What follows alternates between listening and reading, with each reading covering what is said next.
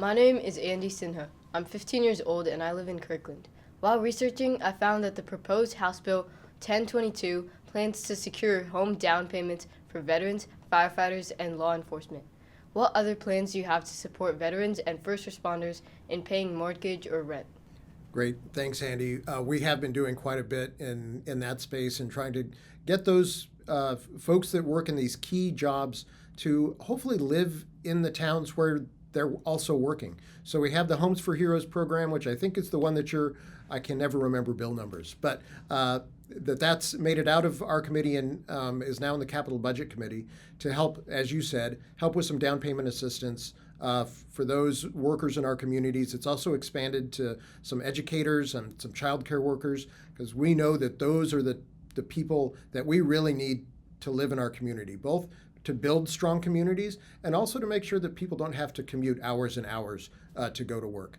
On veterans issues, gets even more specific. We've done a lot of work over the last few years, especially with homeless veterans. We have reduced our homeless veteran population here in Washington State significantly by building tiny home villages in rural parts of the state and building more, dense housing in some of the urban parts of the state that are focused solely on veterans and veterans housing. So we're partnering with lots of different organizations to do that as well.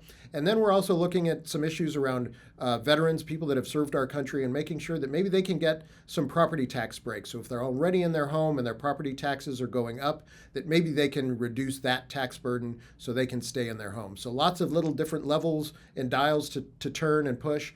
But we're making sure that our first responders, our nurses, our teachers, our child care workers, as well as our veterans, that we're trying to find special ways to get them into our communities and into housing that they want to be in. Hey, Andy, thank you for actually asking that question. If you didn't know, that is my bill, and I'm super proud of that bill. I think that in Washington State, we need to be recruiting more firefighters, police officers, nurses, people that are helping with the mental health care crisis. And I ran this bill specifically to try to attract more people to Washington State so that they would want to do some of these fields where we're really lacking those types of first responders for Washington State. So I appreciate the question. Governor Ferguson said in his opening address that this was a bill that he wanted to see on his desk this session and that he looked forward to signing it into law. So hopefully we're going to get it there to help recruit and retain these important people in our community who take care of us every day.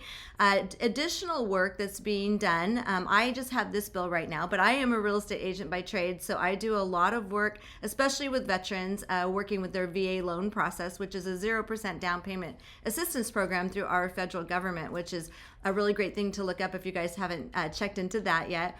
But I would say that Governor Ferguson has been very active in trying to get law enforcement hired in Washington State. There's a couple of bills this session you might want to also check out that would allow $100 million to come into the law enforcement arena to help recruit, retain, and train new law enforcement officers in Washington State.